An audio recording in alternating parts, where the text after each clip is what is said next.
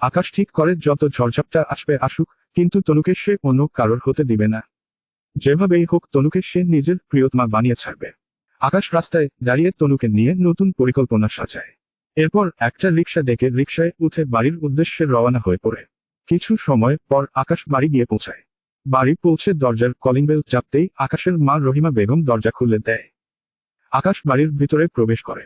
রহিমা বেগম ছেলেকে তাড়াতাড়ি বাড়িতে চলে আসতে দেখে জিজ্ঞাসা করে, হিরে আকাশ, তুই এই জলদি বাড়ি ফিরে আসলি?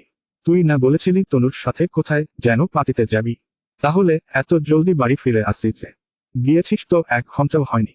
পার্টি কি শেষ হয়ে গিয়েছে নাকি? না মা, পার্টি শেষ হয়নি। আমি মাঝপথেই চলে এসেছি। ওমা, কেন? কারণ মা, আমি একটা অঘটন ঘটিয়েছি। অঘটন ঘটিয়েছিস মানে? কি করেছিস তুই? মা, আমি তনুর ইজ্জতের 12টা বাজিয়ে দিয়েছি। সকলের সামনে তনুর কথার বিরোধিতা করেছি। তনুর কথার বিরোধিতা করেছিস মানে কি আকাশ? আমি তো কিছুই বুঝতে পারছি না। মা, আমি তোমায় খুলে বলছি, তাহলে তুমি বুঝতে পারবে। আসলে মা, আজ আমরা যেই পার্টিতে গিয়েছি সেখানে তনু নিজের ব্যক্তিগত জীবন সম্পর্কে, নিজের পছন্দের মানুষ সম্পর্কে সবাইকে জানানোর কথা ছিল, এবং সেই সঙ্গে তার পছন্দের মানুষটাকে সবার সাথে পরিচয় করিয়ে দেওয়ার পাশাপাশি তাদের বিয়ের বিষয় নিয়েও অ্যানাউন্সমেন্ট করার কথা ছিল। কিন্তু তনু হুট করেই আমাকে সবার সামনে নিজের প্রিয় মানুষ বলে পরিচয় করিয়ে দিয়েছে। আর আমি সবার সামনে তনুর বিরোধিতা করে বলেছি আমি তার প্রিয় মানুষ না, যার কারণে তনুর অনেক অসম্মান হয়েছে। আর সে পার্টি থেকে চলে গিয়েছে। আজব, তুই এমনটা কেন করলি? সে তোকে নিজের প্রিয় মানুষ বলে সবার সামনে পরিচয় করিয়ে দিয়েছে। তোর তো আরো খুশি হওয়ার কথা। সেখানে তুই তাকে সবার সামনে অপমান করালি কেন? মা, আগে বাকি কথাটুকু শুনো। আমি তনুকে সাথে অপমান করিনি। আসলে সেই শুরু থেকেই আমি জানি তনুর একজন বয়ফ্রেন্ড আছে যার নাম সোহান, যাকে দেখলেই আমার গায়ে জ্বালাপোড়া করে। আর আজকের পার্টির মধ্যে সোহানের আসার কথা ছিল।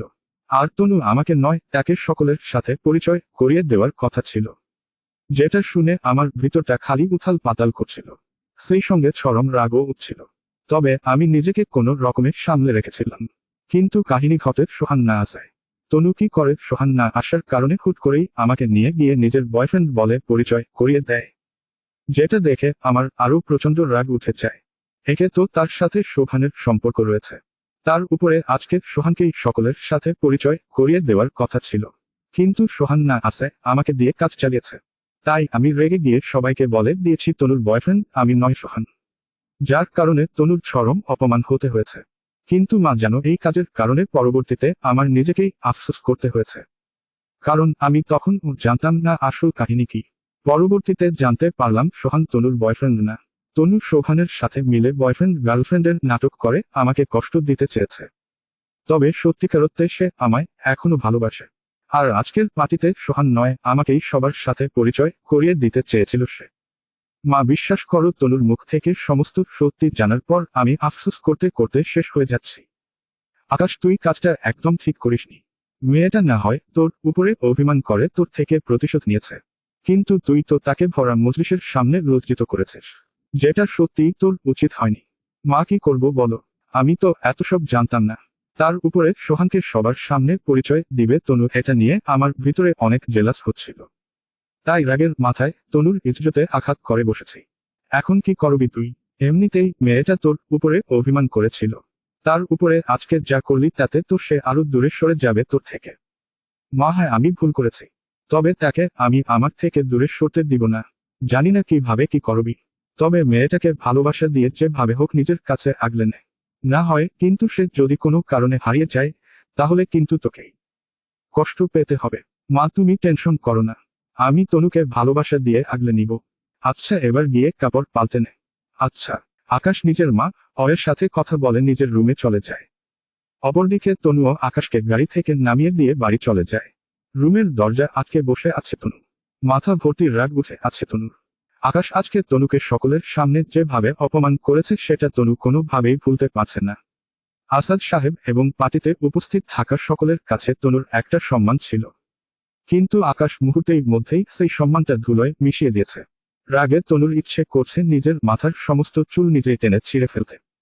কারণ তার সম্মানহানি হওয়ার পিছনে আকাশের সাথে সাথে সে নিজেও দায়ী। সে যদি আকাশকে পার্টিতে নিয়ে না যেত আর সবার সামনে আকাশকে তার বয়ফ্রেন্ড বলে পরিচয় না করাতো, তাহলে আজকে তাকে আর খারাপ সময়ের মধ্যে পড়তে হতো না। তিলে তিলে গড়া সম্মানে আজকে তার দাগ লেগেছে। তনু মনে মনে সিদ্ধান্ত নিয়ে নেয় সে আকাশকে কখনোই ক্ষমা করবে না। গত 5 বছর আগের জন্য আকাশের উপরে তো প্রতিশোধ নিবেই, সেই সঙ্গে আজকের করা অপমানের জন্যও সে আলাদা করে আকাশের উপরে প্রতিশোধ নিবে।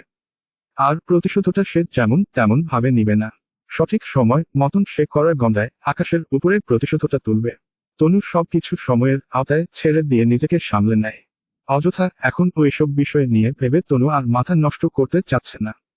নিজেকে শান্ত করে রাতটা কাটিয়ে দেয়। পরের দিন অফিসে গিয়ে চুপচাপ নিজের কেবিনে চলে যায় তনু। অন্যদিকে কেবিনে ঢুকার আগে এক নজর হলেও আকাশের দিকে তাকায়, কিন্তু আজকে আকাশের দিকে কোনো প্রকার না তাকিয়ে কেবিনে চলে যায়। আকাশ নিজের ডেস্কে বসেছিল। তনু তার দিকে না তাকিয়ে কেবিনে ঢুকে যাওয়ায় বিষয়টা আকাশের কাছে কেমন যেন লাগে। আকাশ সোজা ডেস্ক থেকে উঠে তনুর কেবিনে যায়। আকাশ তনুর কেবিনে যাওয়ায় তনু আকাশকে বলে, জি বলুন, কি কারণে কেবিনে এসেছেন? আকাশ তনুর মুখে আপনি ডাকটা শুনে চমকে উঠে। যেই তনু তাকে তুই ছাড়া কথাই বলতো না, সেই তনু এখন আকাশকে আপনি বলে সম্বোধন করছে। আকাশ আশ্চর্য হয়ে তনুকে প্রশ্ন করে, ম্যাডাম আপনি হঠাৎ আমাকে আপনি করে ডাকছেন যে? আপনি তো আমাকে তুই ছাড়া কথাই বলতেন না। সেই বিষয়ে আপনার না জানলেও চলবে। ম্যাডাম না জানলে কখনোই চলবে না, আমার জানতেই হবে। আর আপনি আমাকে আপনি করে ডাকলে আমি আপনাকে তুমি করে ডাকবো, সেটা আপনার ব্যাপার। তবে আজ থেকে আপনাকে আমি আপনি বলেই ডাকবো। তনু, এটা কেমন কথা বলছো তুমি? আমি তোমার মুখ থেকে তুই বলে ডাক শুনতে অভ্যস্ত, কিন্তু এখন হুট করেই আপনি ডাকছো। আমার কাছে না বিষয়টা কেমন যেন লাগছে। আপনার কেমন লাগছে আর কেমন লাগছে না সেটা নিয়ে আমার কোনো মাথা ব্যথা নেই। আমি এখন থেকে আপনি বলেই ডাকবো। আর আমি আপনাকে তুই বলে ডাকতাম অন্য কারণে। অন্য কারণটা কি তনু? কারণ হচ্ছে আপনাকে আমি পছন্দ করতাম। আপনার উপরে শত অভিমান দেখালেও মনে মনে আপনার জন্য ঠিকই ভালোবাসা ছিল। আর মানুষ মানুষকে কেন তুই বলে ডাকে সেটা আমি সঠিক বলতে পারবো না। হয়তো কেউ রাগ করে ডাকে, না হয়তো অন্য কোনো কারণও থাকতে পারে। তবে আমি যাদেরকে তুই বলে ডাকি তাদেরকে মন থেকে ভালোবাসি বলে তুই বলে ডাকি। আমার তুই ডাকার পিছনেও ভালোবাসা থাকে। আর আপনাকে এতদিন আমি তুই বলে ডাকতাম আপনাকে ভালোবাসি বলে, কিন্তু গতকালের পর আপনার উপর থেকে সমস্ত ভালোবাসা শেষ হয়ে গিয়েছে। আমার ভিতরে যেটুকু ভালোবাসা ছিল আপনার জন্য সব উপরে বেরিয়ে গেছে আপনার গতকালের আচরণের কারণে। তাই আজ থেকে আপনাকে আমি আপনি বলেই ডাকবো। এবার বলুন, কি কারণে এসেছেন কেবিনে? তনু, আসলে গতকালের জন্য আমি সরি। আরে হো আকাশ সাহেব, আপনি সরি বলছেন কেন? দোষটা তো আমি করেছি। গতকাল আপনাকে না নিয়ে গেলে এবং সবার সাথে ওইরকম ভাবে পরিচয় করিয়ে না দিলে কখনোই আমাকে ওই পরিস্থিতিতে পড়তে হতো না। তাই দোষটা করার আমিই করেছি। তনু, প্লিজ অভিমান করো না। আসলে শোভানের বিষয়টা আমি মানতে পারছিলাম না। খুব জেলাসি হচ্ছিল নিজের ভিতরে এবং সেই সঙ্গে রাগও উঠেছিল, তাই আসলে না বুঝে ওইরকমটা করে ফেলেছি। আর আমি ওই সময় ভাবতেও পারিনি যে আমার ওইরকম করার কারণে তোমার সম্মান নষ্ট হবে। রাগের মাথায় যা ভালো মনে হয়েছে তাই করে ফেলেছি। প্লিজ তুমি আর অভিমান করে থেকো না। আকাশ সাহেব, প্লিজ টপিকটা বাদ দিন। আর যা হয়েছে সেটা গতকাল চলে গিয়েছে। আমি আর এই টপিক নিয়ে কথা বলতে চাই না। আপনার আর কোনো কাজের কথা থাকলে সেটা বলুন, না হয় নিজের ডেস্কে গিয়ে বসে থাকুন। তনু আকাশকে চলে যেতে বলে, কিন্তু আকাশ না গিয়ে উল্টো তনুর কাছে গিয়ে দাঁড়ায়। এরপর তনুকে বলে, চেয়ার থেকে উঠো। মানে কি? মানে হলো চেয়ার থেকে উঠে দাঁড়াও। আজব, চেয়ার থেকে উঠে দাঁড়াবো কোন কারণে? কারণ আমি তোমাকে দাঁড়াতে বলেছি, তাই তুমি উঠে দাঁড়াবে। তনু আকাশের কথা মতন চেয়ার থেকে উঠে দাঁড়ায়। এরপর আকাশকে প্রশ্ন করে, দাঁড়িয়েছি। এবার বলুন, কি কারণে আপনি আমাকে দাঁড়াতে বলেছেন? আকাশ তনুর প্রশ্নের উত্তর না দিয়ে তনুর চেয়ারটা হাত দিয়ে ধাক্কা দিয়ে কিছুটা দূরে সরায়। তারপর হুট করেই তনুকে বুকে টেনে নিয়ে শক্ত করে জড়িয়ে ধরে বলে, তনু, আমি সত্যি সরি।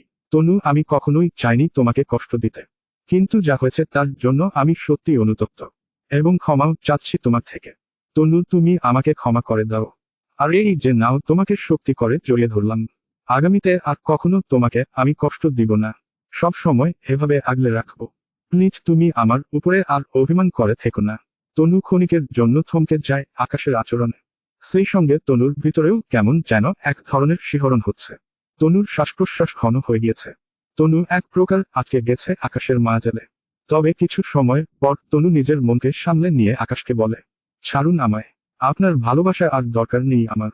আপনার কাছ থেকে এই জীবনে অপমান ছাড়া আর কিছুই পাইনি। 5 বছর আগে না হয় যা করেছেন সেটা বাদ দিলাম, কিন্তু গতকাল যা করেছেন সেটার জন্য আমার মান ইজ্জত ধুলোয় মিশে গেছে। এক চুটকিতেই সব শেষ করে দিয়েছেন আপনি। মাথার ঘাম পায়ে ফেলে নিজের একটা অবস্থান তৈরি করেছি, কিন্তু আপনি সব শেষ করে দিয়েছেন। আমার আর আপনাকে চাই না, ছাড়ুন আমায়। তনুকে তোমাকে ছাড়ার উদ্দেশ্যে ধরিনি, আজীবন আগলে রাখার জন্য ধরেছি তোমাকে। তনু, আমিও তোমাকে ভালোবাসি। আগামীতে আর কখনো তোমার মান সম্মানে আঘাত লাগে এমন কোনো কাজ আমি করব না। আগামীতে না হয় করবেন না, কিন্তু গতকাল যেটা করেছেন সেটার কি হবে? আসাদ সাহেবের কোম্পানি আর আমার কোম্পানি মিলে একটা প্রজেক্ট নিয়ে কাজ করছে, যার দরুন উনার সাথে আমার আরো বহুবার দেখা হবে। কিন্তু আমি আগামীতে আসাদ সাহেবের সামনে কোন মুখ নিয়ে দাঁড়াবো বলতে পারেন? না, আমার জানা নেই আমার কি করা উচিত। তবে বিশ্বাস করো, আমার তোমাকেই লাগবে, আর আমার তোমাকেই চাই। কিন্তু আমার আপনাকে চাই না মানে চাই না, কাউকে প্রয়োজন নেই আমার। এবার ছাড়ুন আমায়। তনু আকাশকে ছেড়ে দিতে বলে, কিন্তু কে শুনে কার কথা? তনু আকাশকে এখনো নিজের কাছে জিম্মি করে জড়িয়ে ধরে রেখেছে। আকাশ তনুকে না ছাড়ায় তনু নিজেই এবার জোরাজুরি করতে থাকে ছাড়া পাওয়ার জন্য। কিন্তু তনু যত ছাড়া পাওয়ার চেষ্টা করে, আকাশ ততই তনুকে আরো শক্ত করে জড়িয়ে ধরে। এমন সময় হুট করে অফিসের ম্যানেজার খালেক সাহেব কোনো একটা কারণে তনুর কেবিনের দিকে আসে। খালেক সাহেব তনুর কেবিনের দরজা খুলে ভিতরে ঢুকার জন্য অনুমতি নিতে যাবে, তখনই সে দেখে আকাশ তনুকে জোরপূর্বক জড়িয়ে ধরে রেখেছে। খালেক সাহেব এই দৃশ্য দেখে অনুমতি ছাড়াই তনুর কেবিনের ভিতরে প্রবেশ করে জনের কাছে চলে যায়।